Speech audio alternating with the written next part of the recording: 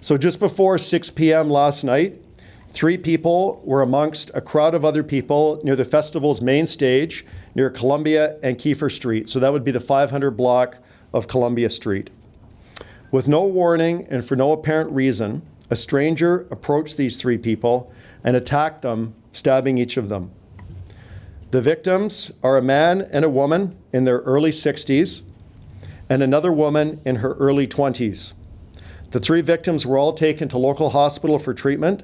The injuries are serious, but not life-threatening. VPD officers were working a special assignment call-out at the festival when these attacks occurred and immediately jumped into action, providing quick response and provided aid immediately to the 3 victims.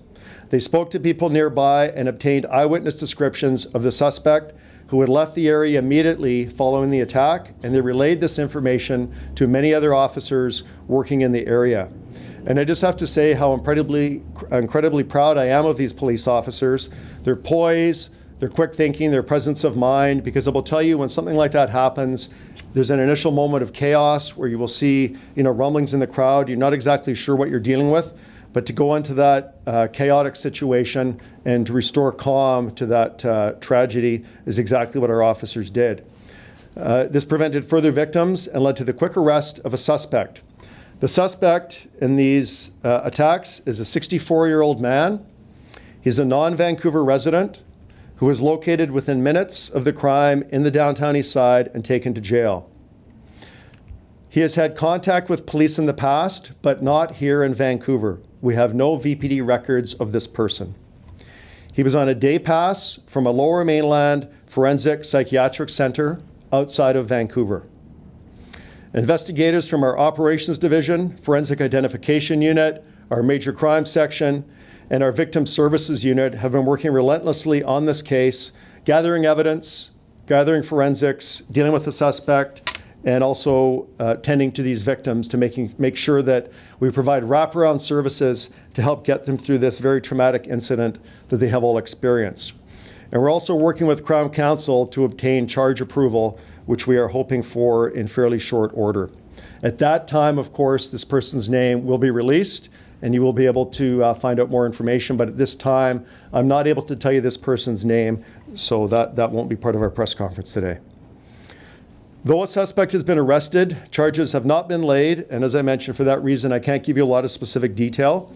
And I also can't speak about the motive for the attack because I don't know what it is at this point. I know that there will be lots of questions, given, of course, we have had stranger attacks, we've had anti-Asian attacks in our city, and other type of hate-motivated crimes in our city. But this is obviously forming an important part of the investigation and is a key part as our investigators drill down to try and figure the motive. But I can't tell you that today, what the actual motive was and what was in the mind of this person when they acted the way they did. But it will be an important part of the investigation and also, of course, future court proceedings. The victims have been treated for their injuries, and in time, their physical scars should heal, but their emotional scars and the scars inflicted on the community as a result of this crime will, of course, take much longer. Last night's attack might cause some to doubt the tremendous progress that has collectively been made in Chinatown, and that is understandable, and I totally get why people would feel this. But there's 2 things that we know for sure. The first is that on anything difficult in life, that progress is rarely linear. We often take several steps forward only to encounter obstacles, setbacks, and challenges that impede our path forward. But as we've done collectively before, we will find a way to overcome and move forward from this and continue to make Chinatown an incredible place to live, work, and visit as we help restore it. The other thing we know for certain is that the people who live and work in Chinatown are very resilient and very committed to community. Please know that we're in this together and that we have your backs and that crimes like this one that happened last night do not define the Chinatown community. And I promise you that myself and members of the Vancouver Police Department will continue to work closely with Mayor Sim, with our council, and all of our community leaders that we have here today and others in community to do everything in our collective power to support you and build on the tremendous progress that we have made together in Chinatown.